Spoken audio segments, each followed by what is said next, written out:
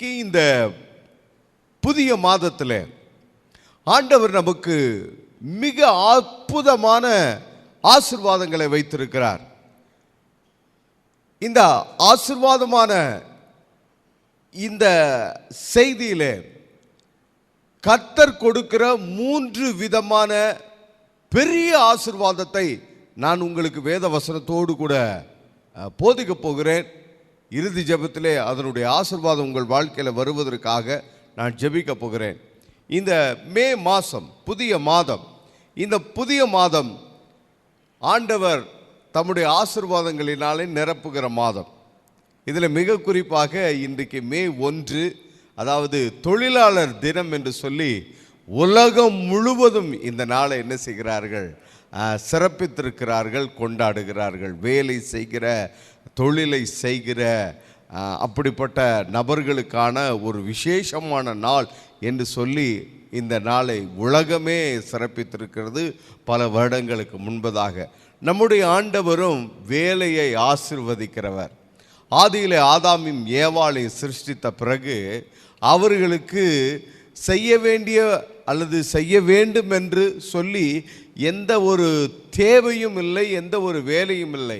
ஆனால் அவர்களை ஆண்டவர் ஆசீர்வதித்து இந்த பூமியை பண்படுத்தும்படியான ஒரு வேலையை ஆண்டவர் கொடுக்கிறார். ஆண்டவர் வேலையை கொடுக்கிறார்.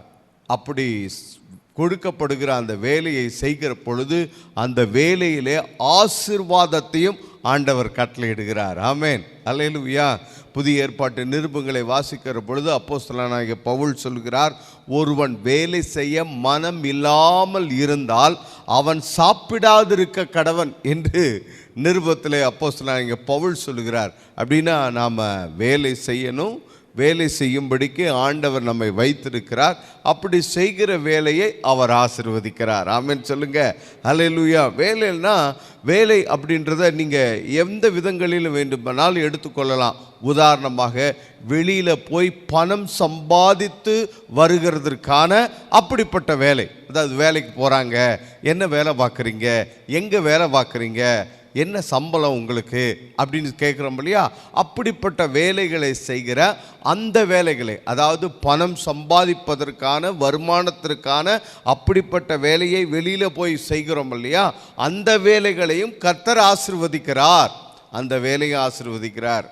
இன்னும் நான் எங்கேயுமே வேலைக்கு போகல பாஸ்டர், வீட்டில் தான் இருக்கிறேன், எங்கேயும் வேலைக்கு போகல, ஒன்று எனக்கு சரியான வேலை கிடைக்கல, வேலை தேடிக்கிட்டு இருக்கிறேன் அப்படின்னு சொல்கிற நபர்கள் இருக்கிறார்களா?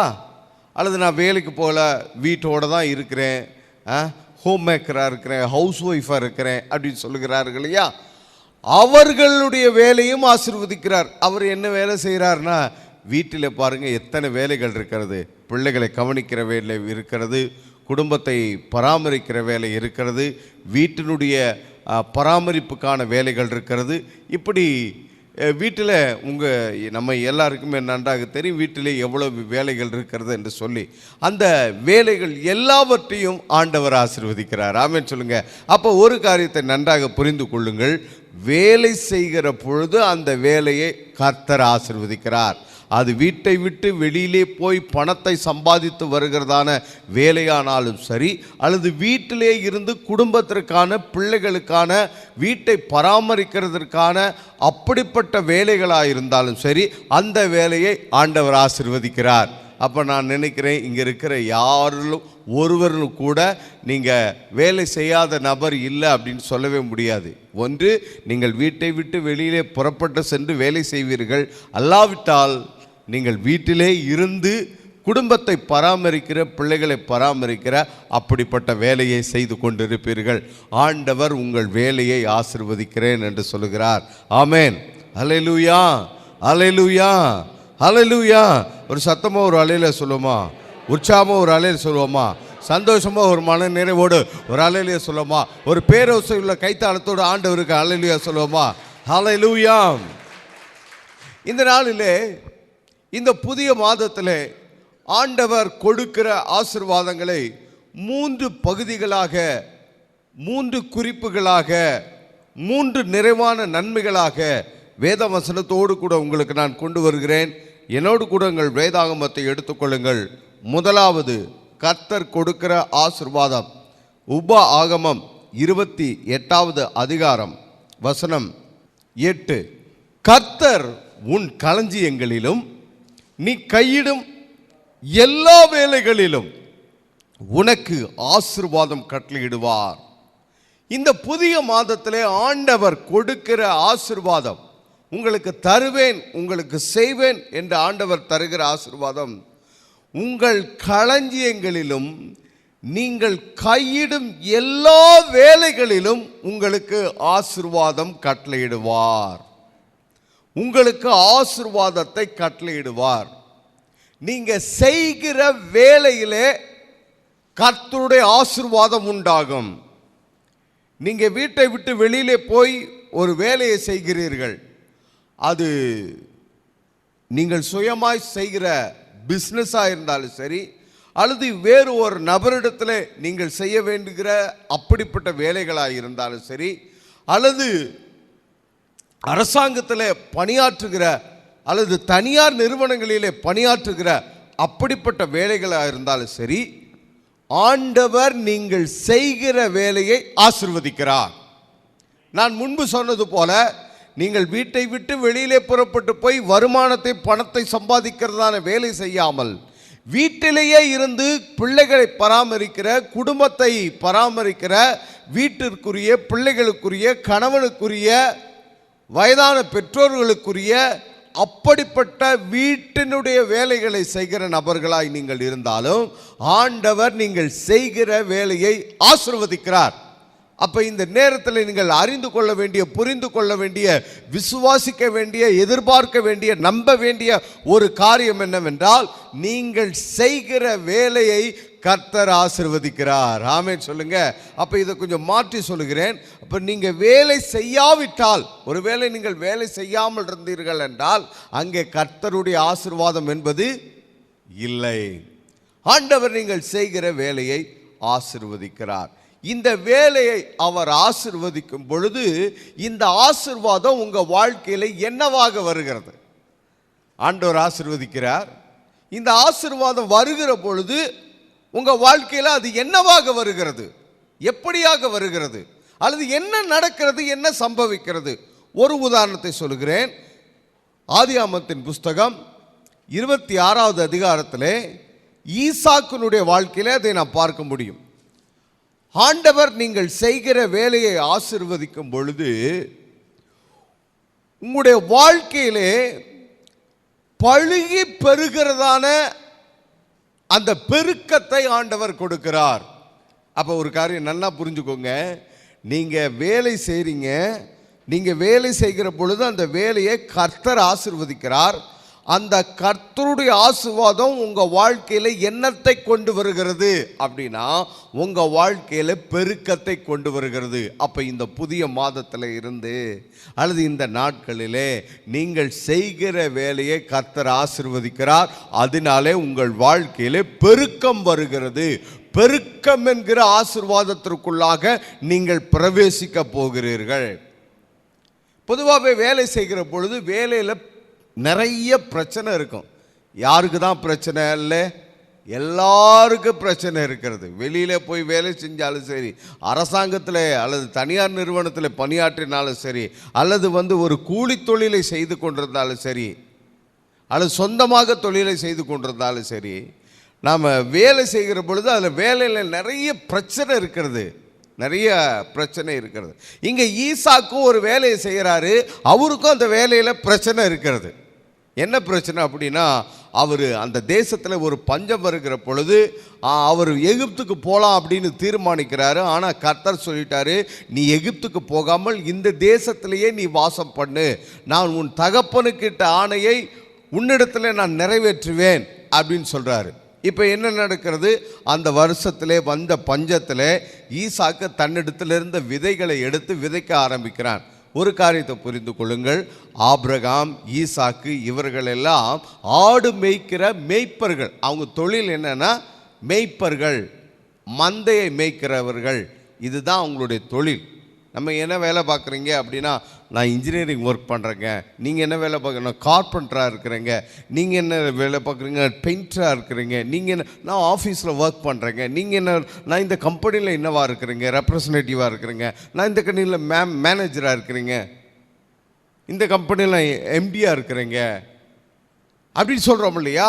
அதே போல் ஆபிரகாம், ஈசாக்கு இவர்கள் என்ன பிஸ்னஸ் செய்கிறார்கள், என்ன வேலையை பார்க்கிறார்கள், என்ன தொழிலை செய்கிறார்கள் அப்படின்னா மெய்ப்பனுக்குரிய தொழிலை செய்கிறார்கள். மெய்ப்பனுக்குரிய தொழிலை செஞ்சுட்டு இருக்கும் பொழுது இப்போ என்ன ஆயிடுச்சுன்னா பஞ்சம் வந்துருச்சு. பஞ்சம் வந்துட்டா அந்த மெய்ப்பனுக்குள்ள தொழிலுக்கான அந்த மந்தைகளுக்குரிய ஆடுகள் மாடுகள் இந்த மிருக ஜீவனுக்குள்ள ஆகாரமான அந்த வைக்கோல் அல்லது புற்கள் அந்த அதை உட்கொள்கிற அந்த தானியங்கள் அவைகள் அங்கே இல்லாமல் போகிறது. இப்போ அது வேணும். அது வேணுன்றதுக்காக ஈசாக்கு என்ன செய்கிறார்? இவர் ஒரு பிஸ்னஸை ஸ்டார்ட் பண்ணுறாரு. அது என்ன பிஸ்னஸ்னா விவசாயம் பண்ணுகிற ஒரு பிஸ்னஸை ஸ்டார்ட் பண்ணுறாரு. பாருங்க, ஒரு புதிய பிஸ்னஸை ஆரம்பிக்கிறார். என்ன பிஸ்னஸ் பாருங்க, 12வது வசனம் வாசிக்கிறேன். 26:12 ஆதியாகமம். ஈசாக்கு அந்த தேசத்தில் விதை விதைத்தான். கர்த்தர் அவனை ஆசீர்வதித்ததினால் அந்த வருஷத்தில் 100 மடங்கு பலனை அடைந்தான். இப்போ ஈசாக்கு புதுசாக ஒரு பிஸ்னஸ் ஆரம்பிக்கிறாரு. இவருக்கு இதுதான் புது பிஸ்னஸ். இது வரைக்கும் இப்படிப்பட்ட பிஸ்னஸ் அவர் பண்ணதே இல்லை. புதுசாக ஒரு பிஸ்னஸ் பண்ணுறாரு. இதுக்கு முன்னாடி எக்ஸ்பீரியன்ஸ் கிடையாது அதுக்கு அவருக்கு. இவருடைய ரிலேட்டிவ்ஸ் யாருமே அப்படிப்பட்ட பிஸ்னஸ் பண்ணதில்லை. இவர் புதுசாக பிஸ்னஸ் பண்ணுறாரு. இப்போ கர்த்தருடைய ஆசீர்வாதம் எப்படி வருகிறது பாருங்க. இந்த பிஸ்னஸ் பண்ணுறதுக்கான சீசனே அந்த சீசன் கிடையாது. ஏன்னா அது பஞ்சகாலமாக இருக்குது. விவசாயத்துக்கு என்ன தேவை? தண்ணீர் தான் தேவை. மிக முக்கியமான ஆதாரமே தண்ணீர் தான். வாட்டர் சோர்ஸ் தான் தேவை. ஆனால் இப்போ பஞ்சம் இல்லை. பஞ்சம் இல்லைன்னா முதல்ல என்ன இல்லைன்னு வரும்? தண்ணி தான் என்னதுங்க இல்லாமல் இருக்கும். அப்போ பாருங்க, பஞ்ச காலத்தில் தண்ணீர் இல்லாத நாட்களில் ஒரு புதிய பிஸ்னஸை, அந்த பிஸ்னஸ்க்கே தண்ணி தான் தேவை. அப்படி இருக்கிற இடத்துல புதிதாக பிஸ்னஸை ஆரம்பிக்கிறார். நான் சொல்கிறேன் பாருங்கள், நீங்கள் கையிட்டு செய்யும் வேலைகள் எல்லாவற்றிலும் கர்த்தர் உனக்கு ஆசீர்வாதத்தை கட்டளையிடுவார். இப்போ ஈசாக்கு கையிட்டு செய்கிற வேலையை, அந்த வேலையை கர்த்தர் ஆசீர்வதிக்கிறார். என்ன நடக்குது? 100 மடங்கு பலன் வருகிறது. நான் சொல்கிறேன், நீங்கள் கையிட்டு செய்யும் ஒவ்வொரு வேலையிலும் கர்த்தருடைய ஆசீர்வாதம் உங்களுக்கு வருகிறது, அது உண்டாகிறது. அப்போ நம்முடைய வேலை என்னன்னா, கடினமாக உழைப்பது, கவனமாக வேலை செய்வது, கருத்தாய் வேலைகளை மேற்கொள்வது.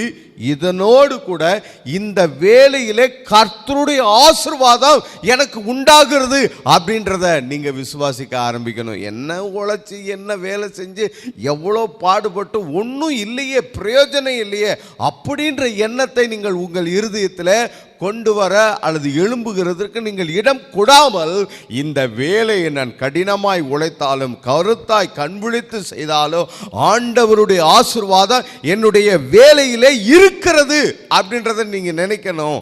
ஒவ்வொரு நாளும் வேலைக்கு போகும்போது, ஒவ்வொரு நாளும் வேலையை நீங்கள் செய்கிற பொழுது, அது ஒரு வேலை லகுவான வேலையாக இருந்தாலும் கடினமான வேலையாக இருந்தாலும் உங்கள் இருதயத்தில் நீங்கள் வைத்து கொள்ள வேண்டிய விசுவாசம் என்னன்னா, இந்த வேலையை நான் செய்கிறேன், இதில் கர்த்தருடைய ஆசீர்வாதம் எனக்கு உண்டாகிறது அப்படின்றத உங்கள் இருதயத்தில் வைத்து கொள்ள வேண்டும். இருதயத்தில் விசுவசிக்கப்படும், அது நாவினாலேயும் அறிக்கை பண்ணப்படும். இது 2 நாளையும் கர்த்தருடைய ஆசீர்வாதம் உண்டாயிருக்கும். ஆமென். சரி, இப்போ என்ன நடக்கிறது? இந்த விவசாயத்திற்காக மேலும் மேலும் விவசாயத்துக்காக இந்த 100 மடங்கு ஆசீர்வாதத்தினால இப்போ வேலை என்ன பண்ணுகிறாரு? பெருக்கத்துக்கு நேராக கொண்டு போகிறார். பெருக்கத்துக்கு நேராக கர்த்தருடைய ஆசீர்வாதம் உங்கள் வாழ்க்கையில் வருகிற பொழுது என்ன நடக்கும்னா, பெருக்கம் என்கிற ஆசீர்வாதத்துக்கு நேராக நீங்கள் பெருகுவீங்க, அதிகமாகுவீங்க, முன்னேறுவீங்க. இப்போ இந்த பெருக்கத்திற்காக ஈசாக்கு துறவுகளை தோண்ட ஆரம்பிக்கிறார். ஒரு காரியம் புரிஞ்சுக்கோங்க, அவர் விவசாயம் வேலையை புது பிஸ்னஸ் ஆரம்பித்தார். அது சீசனுக்கு ஒத்து வராத டைமில் பஞ்சகாலத்தில் ஆரம்பித்தார். இப்போ அதில் 100 மடங்கு வந்துருச்சு ஆசீர்வாதம். 100 மடங்கு வந்துருச்சுன்னா சாட்டிஸ்ஃபேக்ஷன் ஆகிருக்கணும் இல்லையா ஈசாக்கு? இல்லை. கர்த்தருடைய ஆசீர்வாதத்துக்கு நேராக இன்னும் கருத்தாய் வேலை செய்ய ஆரம்பிக்கிறார், இன்னும் கடினமாய் உழைக்க ஆரம்பிக்கிறார், இன்னும் ஞானமாய் செயல்பட ஆரம்பிக்கிறார், இன்னும் இந்த தொழிலிலே முன்னேற சிறப்பாய் செயல்பட அவர் என்ன பண்றாரு, இந்த தொழிலுக்கு ஆதாரமாக தேவையான தண்ணீருக்காக துறவுகளை தோண்ட ஆரம்பிக்கிறார். ஒரு காரியத்தை நல்லா புரிஞ்சுக்கோங்க, ஏற்கனவே 100 மடங்கு ஆசீர்வாதம் வந்துருச்சு. இந்த புது பிஸ்னஸ்ல 100 மடங்கு ஆசீர்வாதம் வந்தோடனே போதும் நேரத்தில் திரும்பவும் செய்ய ஆரம்பிக்கிறார். நான் சொல்லுகிறேன், நீங்கள் செய்கிற வேலையில் ஆண்டவருடைய ஆசீர்வாதம் வருகிற பொழுது அது 1 மடங்காக வந்திருந்தாலும் 100 மடங்காக வந்திருந்தாலும் நீங்கள் திரும்ப திரும்ப முயற்சி செய்து பிரயாசப்பட்டு நீங்கள் செய்ய ஆரம்பிக்கணும். ஆமேன் சொல்லுங்க, ஆமேன் சொல்லுங்க. சரி, இப்போ என்ன நடக்குது? நீங்கள் செய்கிற இந்த தொழிலில் பிரச்சனைகள் வராமல் ஒருபோதும் இருக்காது. பிரச்சனைகள் வரும். ஈசாக்குக்கும் அப்படி தான் வந்துச்சு. நல்ல பிஸ்னஸ் ஸ்டார்ட் ஆகி நல்ல லாபம் வரும்போது, அல்லது நீங்கள் ஒரு இடத்துல போய் வேலை செய்கிறீங்க, அங்கே அதிகாரிகளுடைய கண்களில் தயவு கிடைக்கிறது, உங்கள் வேலை நேர்த்தியாக இருக்குது, சிறப்பாக இருக்கிறது, உங்களுக்கு அதுக்கான விசேஷித்த ஒரு நன்மை, ஒரு உயர்வு, ஒரு சிறப்பான ஒரு வருமானம், ஒரு சிறப்பான ஒரு முன்னேற்றம் கிடைக்கிறது. அப்படி கிடைக்கும் பொழுது உங்களுக்கு சில பிரச்சனைகள் வரும், நீங்கள் சில பிரச்சனைகளை சந்திக்க நேரிடும். அப்போ சந்திக்க நேரிடும் பொழுது நீங்கள் நினைக்க வேண்டிய, எண்ண வேண்டிய, விசுவாசிக்க வேண்டிய ஒரு காரியம் என்னன்னா, இதோட கூட என் பிரச்சனையோடு, இந்த போராட்டத்தோடு கூட என்னுடைய வருமான முன்னேற்றம் தடைபட்டு போய்விடும் அப்படின்னு நினைக்காம, சோர்ந்து போகாம, ஆண்டவர் இதுலேயும் ஆண்டவர் எனக்கு பெருக்கத்தை கொடுப்பார். அதாவது பஞ்சம் வந்த பொழுது எப்படி என்னுடைய விவசாய தொழிலில் 100 மடங்கு ஆசீர்வாதத்தை கொடுத்தாரோ, அதே போல இந்த தொழிலில் வருகிற பிரச்சனையிலும் ஆண்டவர் எனக்கு விடுதலை கொடுப்பார். இந்த பிரச்சனையிலிருந்து ஆண்டவர் வெளியே என்னை கொண்டு வருவார், ஆண்டவர் என்னை முன்னேற்றுவார் அப்படின்னு சொல்லி உங்க இருதயத்தில் விசுவாசிக்க வேண்டும். பிரச்சனைகளை பார்த்து சோர்ந்து போய்விடக்கூடாது. ஈசாக்குக்கு என்ன பிரச்சனை வந்தது? 20வது வசனத்தில் அவன் மீண்டும் ஒரு துறவுகளை தோண்டுகிறான். அப்பொழுது கேரார் ஒரு மேய்ப்பர் இந்த தண்ணீர் தங்களுடையது என்று சொல்லி ஈசாக்குடைய மேய்ப்பருடைய வாக்குவாதம் பண்ணினார்கள். அவர்கள் தன்னோட வாக்குவாதம் பண்ணினபடினால் அந்த துறவுக்கு ஏசேக்கு என்று பெயரிட்டான். இவன் திரும்ப ஒரு துறவை தோண்டுகிறான். அப்போ எதிராளிகள் இந்த துறவு எங்களுது, இந்த தண்ணீர் எங்களுது அப்படின்னு ஒரு வாக்குவாதம் பண்ணுறாங்க. அதனால் அந்த துறவுக்கு ஏசேக்கு அப்படின்றார். சரி, அந்த துறவை விட்டுட்டார். அதுக்கடுத்தும் திரும்பவும் இன்னொரு துறவு பண்ணுகிறார், இன்னொரு துறவை தோண்டுகிறார். வேறொரு துறவை அவர் தோண்டுகிற பொழுது அதை குறித்து அவர்கள் வாக்குவாதம் பண்ணுகிறார்கள். ஆகையினாலே அதற்கு சித்தனா என்று என்ன செய்கிறார்? பேரிட்டார்கள். ஏசேக்குனா வாக்குவாதம், சித்னா அப்படின்னா பகை. ஸோ இப்படி எதிர் பிரச்சனை போராட்டம் வந்துச்சு. ஆண்டவர் அதிலிருந்து விடுதலை கொடுத்தார். மீண்டும் ஒரு துறவி தோண்டின பொழுது அங்கே என்ன நடந்துச்சுன்னா, சுரக்கும் நீரூற்று அங்கே உண்டாயிருந்தது. சுரக்கும் நீரூற்றை ஆண்டவர் கொடுத்தார். பாருங்க, பின்பு அவிடம் விட்டு பெயர்ந்து போய் வேறு துறவை விட்டினான். அதை குறித்து அவர்கள் வாக்குவாதம் பண்ணவில்லை. அப்பொழுது அவன், நாம் தேசத்தில் பழுகும்படிக்கு இப்பொழுது கர்த்தர் நமக்கு இடம் உண்டாக்கினார் என்று சொல்லி அதற்கு ரெகபோத் என்று பெயரிட்டான். அதாவது சுரக்கும் நீரூற்றை ஆண்டவர் கொடுத்தார். இப்போ பிரச்சனை வந்துச்சு, போராட்டம் வந்துச்சு. ஆண்டவர் என்ன செய்தார்? ஈசாக்குடைய வேலையை ஆசீர்வதித்தார். எதிராளிகள் உங்கள் வேலையில் உங்களுக்கு கீழே இருக்கிறவங்க அல்லது உங்களுக்கு மேலே இருக்கிறவங்க, அவங்க யார் உங்களுக்கு எதிராக வாக்குவாதத்துக்கு வந்திருந்தாலும், உங்களுக்கு எதிராக எதிரான காரியங்களை அவர்கள் செய்தாலும், ஆண்டவர் நீங்கள் செய்கிற வேலையை ஆசீர்வதிக்கிறார். அந்த ஆசீர்வாதத்தினாலே உங்கள் வாழ்க்கையில் பெருக்கம் வருகிறது, பலுகி பெறுகிறீர்கள். கடைசியில் என்ன நடக்குதுன்னா, சத்துருக்களே உங்களோடு கூட சமாதானத்துக்கு வருவார். இந்த பெலிஸ்தேரின் ராஜா அபிமெலேக்கு என்ன செய்கிறான்? ஈசாக்கை துரத்தி விட்டவன் திரும்பவும் ஈசாக்கை தேடி நிச்சயமாகவே கர்த்தர் உம்மோடு கூட இருக்கிறார் என்று கண்டோம் என்று சொல்லி ஈசாக்கோடு ஒரு உடன்படிக்கை சமாதானம் பண்ணிக்கொள்ள வருகிறார். அப்போ முதல் காரியத்தை நன்றாக அறிந்து கொள்ளுங்கள், நீங்கள் செய்கிற வேலையை கர்த்தர் ஆசீர்வதிக்கிறார். நீங்கள் வெளியிலே செய்கிற வேலை, வீட்டிலே செய்கிற வேலை, எதுவாக இருந்தாலும் ஆண்டவர் ஆசீர்வதிக்கிறார். அந்த ஆசீர்வாதம் எப்படியெல்லாம் வருகிறது பாருங்க. சூழ்நிலைகள் எல்லாம் எதிராக இருந்தாலும், பஞ்சமான நாட்களாக இருந்தாலும் ஆண்டவர் உங்கள் வேலையை ஆசீர்வதிக்கிறார். சத்துருக்கள் இயேசுக்கு சித்தனா அப்படின்னு சொல்லிட்டு வாக்குவாதம், பகை இதெல்லாம் பண்ணினாலும் ஆண்டவர் உங்களை ஆசீர்வதிக்கிறார். கடைசியில் நீங்கள் பழுகி பெறுகிறீங்க. உங்களுடைய எதிரி சத்ரு உங்களோடு கூட சமாதானம் பண்ணிக்கொள்ள உங்களை தேடி வருகிறார். ஆமென் சொல்லுங்க. அல்லேலூயா. சரி, இரண்டாவது என்ன நன்மை ஆண்டவர் கொடுக்கிறார்? உபாகமம் 28:4 ஆண்டவர் என்ன ஆசீர்வாதம் கொடுக்கிறார்? உன் கற்பத்தின் கனியும் உன் நிலத்தின் கனியும் உன் மாடுகளின் பெருக்கமும் உன் ஆடுகளின் மந்தைகளுமாகிய உன் மிருக ஜீவனங்களின் பலனும் ஆசீர்வதிக்கப்பட்டிருக்கும் என்று ஆண்டவர் சொல்கிறார்.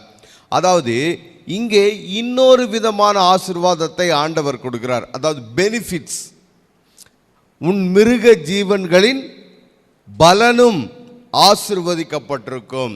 இதில் உங்களுக்கு என்ன பெனிஃபிட்ஸ் வரப்போகுது? இந்த வேலை செய்கிறீங்க, இதில் ஆசீர்வாதம் வருகிறது, அதில் பெருக்கம் வருகிறது, சத்துருக்கள்ல சமாதானமாக வந்துடுறாங்க. அது முதல் ஆசீர்வாதம்.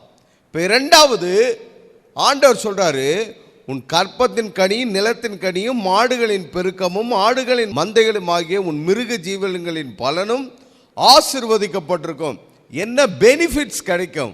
உதாரணமாக என்ன ப்ராஃபிட் கிடைக்கும், என்ன லாபம் கிடைக்கும், இதில் என்ன நமக்கு சொத்து கிடைக்கும், இதில் நமக்கு என்ன சுதந்திரமாகும்? ஆண்டவர் சொத்து, சுதந்திரம், லாபம், பெனிஃபிட்ஸாக ஆண்டவர் கொடுக்கிறார். வித்தியாசம் புரிஞ்சுக்கோங்க. வேலையில் ஆசீர்வாதம் கொடுக்குறாரு, அதனால வருமானம் வருது. அது முதல்ல நான் சொன்னேன்.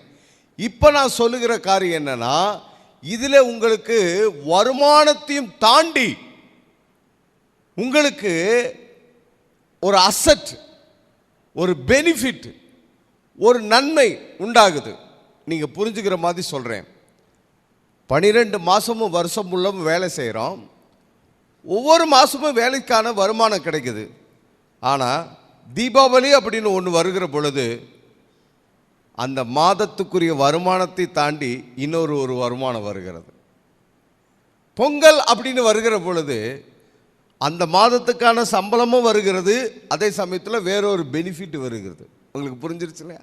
கிறிஸ்மஸ் அப்படின்னு வருகிற பொழுது அந்த மாதத்துக்கான வருமானமும் வருகிறது, ஆனால் வேறொரு பெனிஃபிட் வருகிறது. இங்கே அதைத்தான் சொல்லுகிறது. இந்த தீபாவளி போனஸ் மாதிரி, பொங்கல் போனஸ் மாதிரி, கிறிஸ்மஸ் போனஸ் மாதிரி ஆண்டவர் என்ன செய்கிறார்? உங்கள் வேலையில் உங்களுக்கு பெரிய பலனை ஆண்டவர் கொடுக்கிறார். ஒரு ஆமென் சொல்லுங்க. மாதம் உங்களுக்கு என்ன வருமானம்? அது 5000 ரூபாயிலிருந்து 5 லட்சம் ரூபாய் வரைக்குமா இருந்தாலும் அதை தாண்டி, அது மட்டுமல்ல, அதோடு கூட மட்டுமல்ல, அவ்வளவுதான் அப்படின்ட்டு அல்ல, அதை தாண்டி வேறொரு ஆசீர்வாதத்தை அல்லது இன்னும் அதிகமான ஆசீர்வாதத்தை ஆண்டவர் கொடுக்கிறார். அதைத்தான் இந்த வசனம் சொல்லுகிறது. அப்படிப்பட்ட ஆசீர்வாதம் உங்களுக்கு உண்டாகும். அதுக்கு ஒரு உதாரணம் சொல்ற பாருங்க. யாக்கோப்பு தன்னுடைய லாபான், அதாவது மாமனாரிடத்தில் வேலை செய்கிறார். 20 வருஷம் வேலை செய்கிறார். தன்னுடைய 2 மனைவிகளுக்காக 7 + 7 14 வருஷம் வேலை செய்கிறாரு.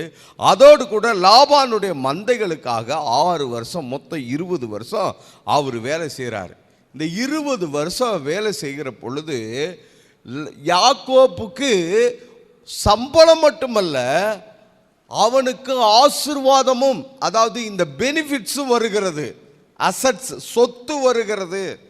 இப்போ பாருங்க என்ன நடக்குதுன்னா, ஆதியாகமம் 30வது அதிகாரம் 28வது வசனத்தில் லாபான் சொல்கிறாரு, நான் உனக்கு சம்பளம் தர்றேன், உனக்கு நான் சம்பளத்தை தர்றேன், நீ என்னிடத்துல என்ன செய்ய, வேலை செய்ய அப்படின்னு சொல்கிறார். அப்போ சம்பளமாக என்ன சொல்கிறாரு? புள்ளியும் வரியும் கருப்பும் உள்ள செம்மறி ஆடுகள் தாப்பா உனக்கு சம்பளம் அப்படின்னு சொல்லிட்டு இப்போ அக்ரிமெண்ட் போட்டாச்சு, வேலைக்கு ஜாயின் பண்ணியாச்சு. இப்போ மாதம் வேலைக்கு வருமானம் இப்போ யாக்கோப்புக்கு கிடைச்சிக்கிட்டே இருக்குது. ஆனால் யாக்கோப்புக்கு இந்த வருமானத்தில், அதாவது சம்பளத்தில் ஆசீர்வாதம் வருகிறதுனாலே இந்த லாபான் என்ன செய்கிறாருன்னா, அவனுடைய சம்பளத்தை 10 முறை மாத்திரம் உங்கள் வாழ்க்கையில் கூட இருக்குது. இத்தனை வருஷம் வேலை செய்கிறீங்க, இன்னும் எனக்கு இன்சென்டிவே வரல, இன்னும் எனக்கு போனஸே வரல, என்னுடைய அரியரே இன்னும் கிளியர் ஆகலை, என்னுடைய சம்பள பஞ்சப்படி பயணப்படி அதெல்லாம் இன்னும் உயர்த்தப்படவே இல்லை, என்ன நான் ஒர்க் பண்ணுற என் சீட்டுக்குரிய பே ஸ்கேல் எனக்கு இல்லை.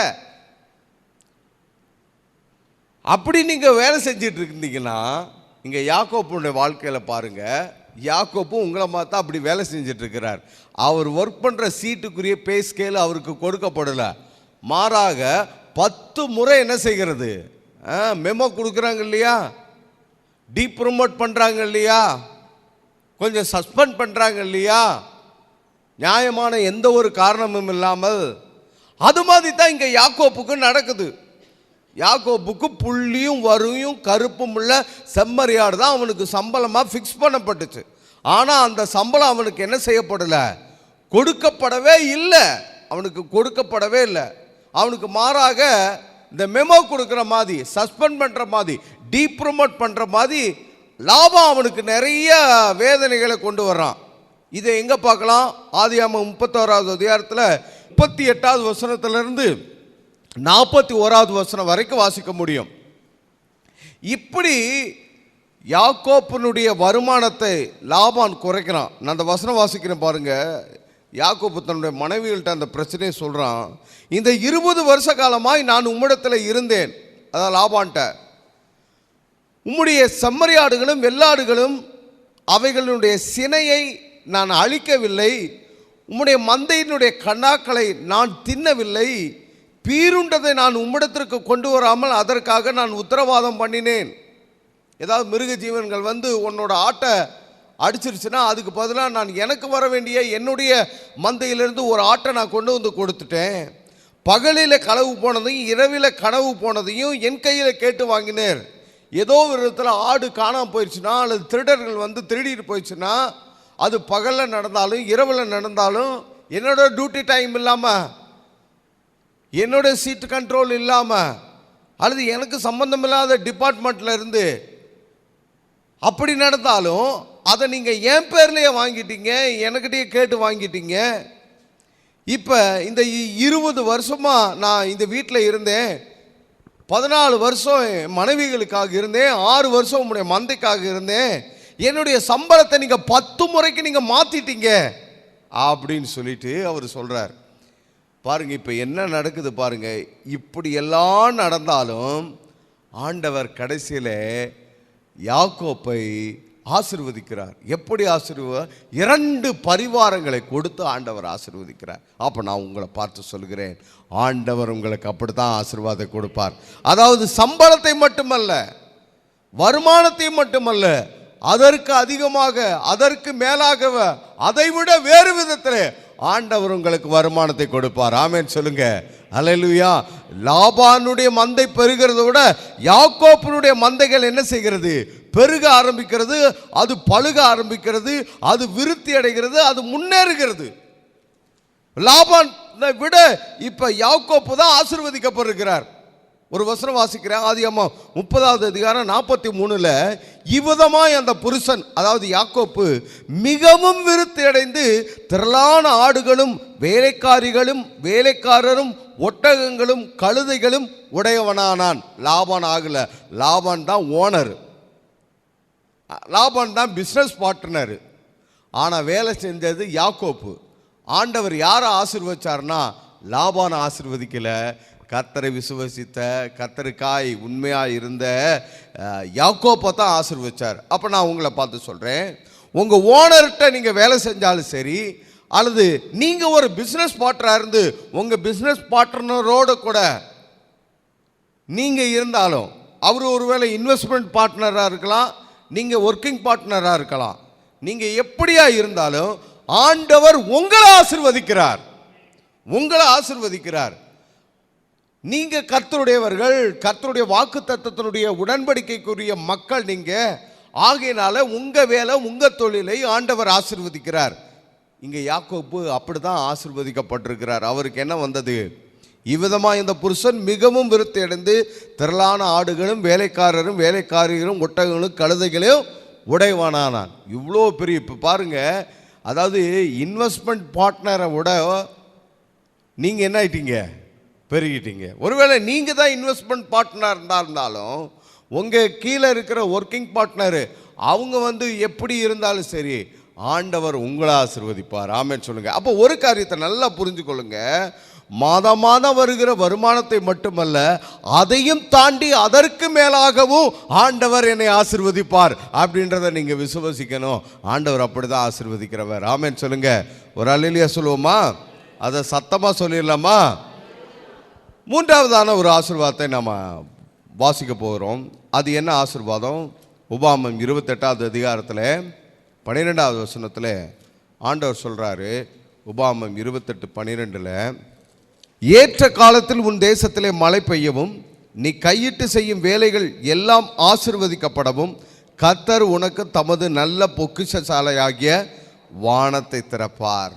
மூன்றாவதாக ஆண்டவர் சொல்ற வார்த்தை அல்லது நான் கொண்டு வருகிற வார்த்தை என்னன்னா, கர்த்தர் உனக்கு தமது நல்ல பொக்கிஷசாலையாகிய வானத்தை திறப்பார். மூன்றாவதான ஒரு ஆசீர்வாதம் நல்லா புரிஞ்சுக்கங்க, மனதில் வைத்துக் கொள்ளுங்கள். உங்களுக்காக கர்த்தர் அவருடைய பொக்கிஷசாலையாகிய வானத்தை அவர் திறப்பார். வேலை செய்கிற நீங்க, உழைக்கிற நீங்க, உங்களுக்காக கர்த்தர் அவர் ஒரு பொக்கிஷசாலையை வைத்திருக்கிறார். அதை உங்களுக்காக திறப்பேன் என்று சொல்கிறார். ஆமென் சொல்லுங்க. உங்களுக்காக ஆண்டவர் திறக்கிறார். மற்றவங்களுக்கெல்லாம் திறந்திருக்கிறதோ இல்லையோ அது தெரியாது, அது நமக்கு சம்பந்தம் இல்லாத விஷயம். ஆனா உங்களுக்கு திறக்கப்பட்டிருக்கிறது. என்ன திறக்கப்பட்டிருக்கிறது? ஒரு பொக்கிஷசாலை திறக்கப்பட்டிருக்கிறது உங்களுக்கு. மற்றவங்களுக்கு இருக்காது, மற்றவங்களுக்கு இல்லை.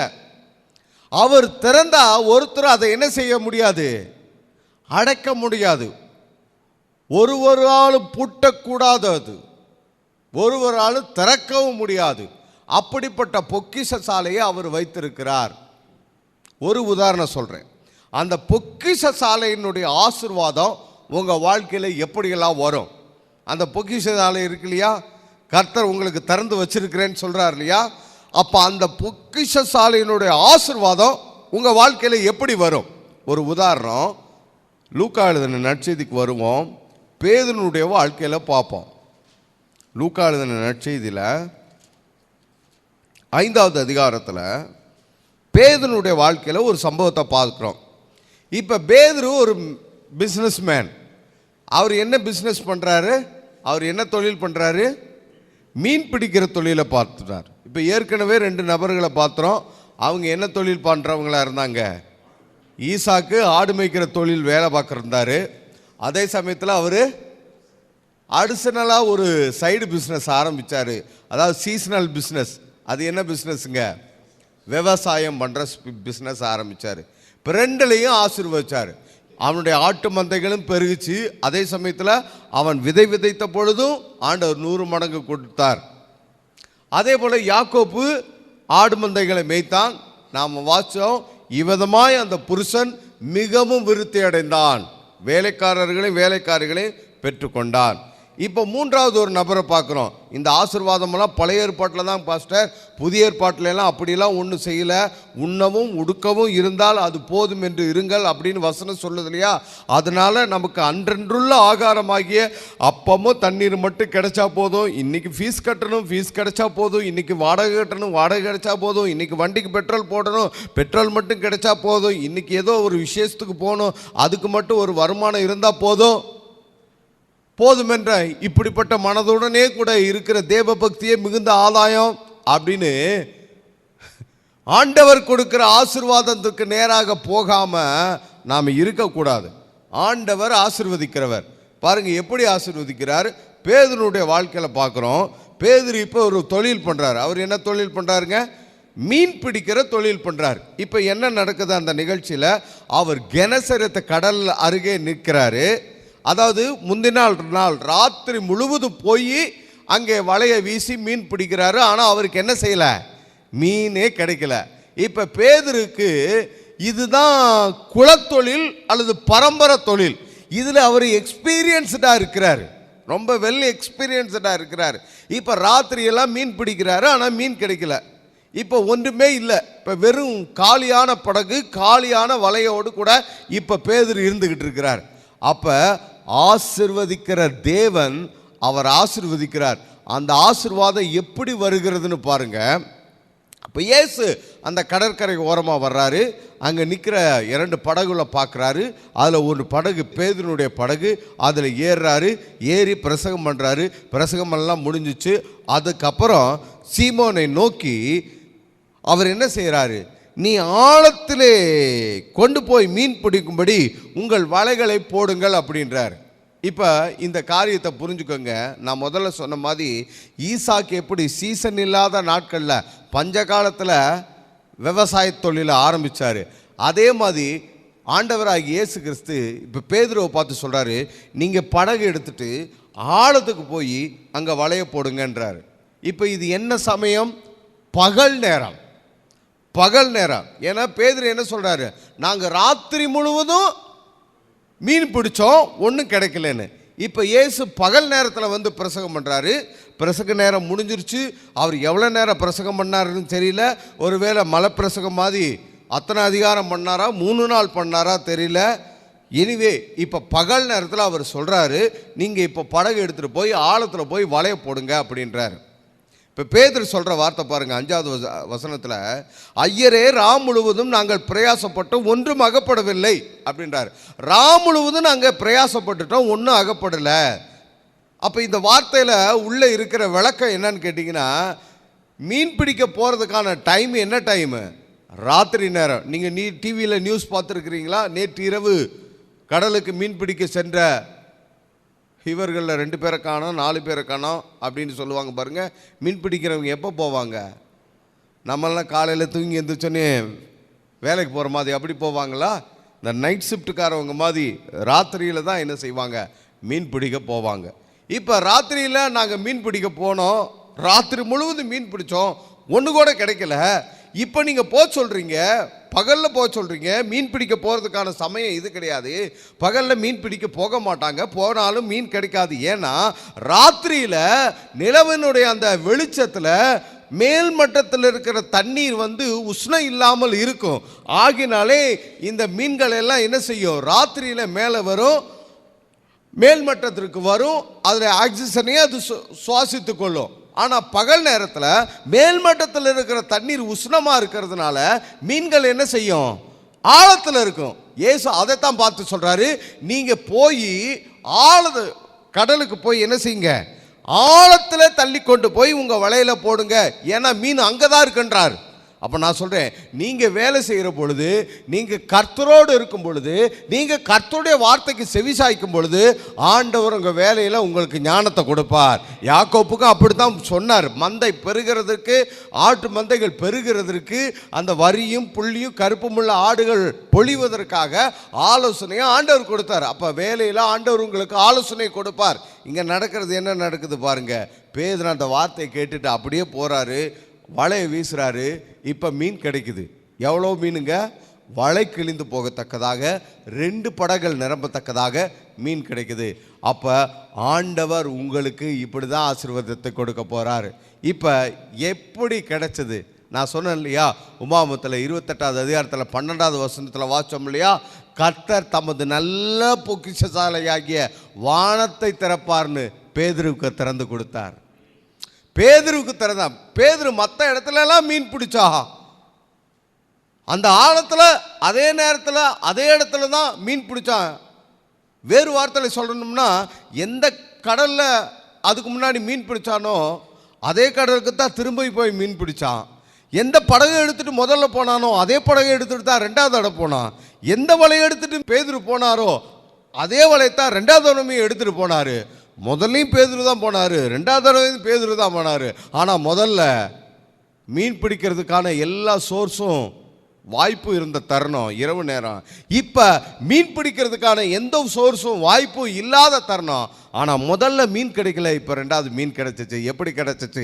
கர்த்தர் தமது நல்ல பொக்கிஷசாலையை பேதுருவுக்கு திறந்து கொடுத்தார். அதுபோல தான் உங்களுக்கு ஆண்டவர் திறந்து கொடுப்பார். ஏற்ற நேரத்தில் கரெக்டாக ஆண்டவர் உங்களுக்கு திறந்து கொடுப்பார். இப்போ சில டைம் உங்கள் வேலையில் ஏதோ கடினம், நஷ்டம், லாபம் இல்லை, வேஸ்ட்டு அப்படின்ற மாதிரி ஒரு வெளியில் ஒரு பிக்சர் தெரியலாம்.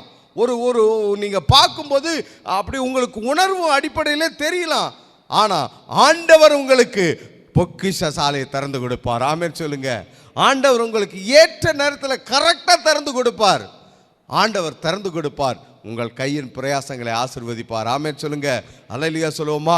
அப்போ இந்த புதிய மாதத்தில் ஆண்டவர் உங்களை நிறைவாக ஆசீர்வதிக்க போகிறார். 3 குறிப்புகளை சொன்னேன். முதலாவது, நீங்கள் கையிடும் எல்லா வேலைகளிலும் உங்களுக்கு ஆசீர்வாதத்தை கட்டளையிடுகிறார். நீங்கள் செய்கிற எல்லா வேலையிலும் கர்த்தருடைய ஆசீர்வாதம் உங்களுக்கு உண்டாகிறது. நீங்கள் வீட்டிலிருந்து வெளியில் புறப்பட்டு போய் வருமானத்தை, சம்பளத்திற்காக நீங்கள் வேலை செய்கிற நபராக இருந்தாலும் அதில் ஆண்டவருடைய ஆசீர்வாதம் உங்களுக்கு வந்து கொண்டிருக்கிறது.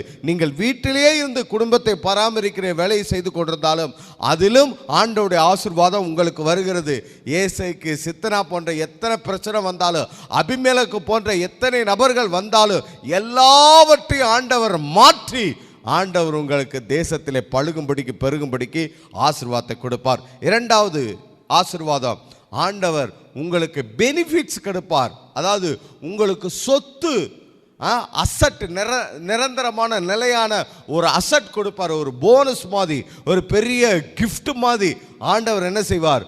உங்கள் வேலையிலே உங்களுக்கு அப்படிப்பட்ட அந்த ரெகுலரான இன்கம்மை தாண்டி மாதம் வருகிற அந்த சம்பளத்துக்குரிய, வருமானத்துக்குரிய, அதையும் தாண்டி அதற்கு அப்பாற்பட்டு வேறு பெனிஃபிட்ஸை ஆண்டவர் என்ன செய்வார்? உங்களுக்கு கொடுப்பார். அதை நம்ம உபாகமம் 28:4 பார்த்தோம். கர்த்தர் உங்களுக்கு பெருக்கத்தை கட்டளையிடுவார். யாக்கோபனுடைய வாழ்க்கையில் அப்படியே நடந்தது. அவனுக்கு மாதத்துக்குரிய வருமானம் கிடந்தது. இத்தனைக்கும் லாபான் வந்து பிரச்சனை பண்ணினான். சம்பளத்தை 10 முறை மாற்றினான். நஷ்டத்தை எல்லாம் யாக்கோபனுடைய தலையிலேயே கட்டினான். அப்படி இருந்தும் யாக்கோப்பை ஆண்டவர் ஆசீர்வதித்ததுனால அவன் லாபானை விட, அதாவது தன்னுடைய ஓனரை விட அல்லது தன்னுடைய பார்ட்னரை விட ஆசீர்வாதத்தில் உயர்ந்து விட்டான். 2 பரிவாரங்களை கிடைத்தான். அப்போ நான் உங்களை பார்த்து சொல்கிறேன், நீங்கள் ஓனராக இருந்தால் ஆண்டவர் அப்படி உங்களை ஆசீர்வதிப்பார். இல்லை பாஸ்டர், நான் ஓனராக இல்லை, நான் வந்து யாக்கோப் மாதிரி பார்ட்னராக தான் இருக்கிறேன், நான் உங்களை ஆண்டவர் ஆசீர்வதிப்பார். உங்கள் அடுத்த நபர் எப்படியாக யாராக இருந்தாலும் சரி, உங்களுக்கு 2 மடங்கு 2 பரிவாரங்கள் நிறைய ஆசீர்வாதத்தை கொடுப்பார்.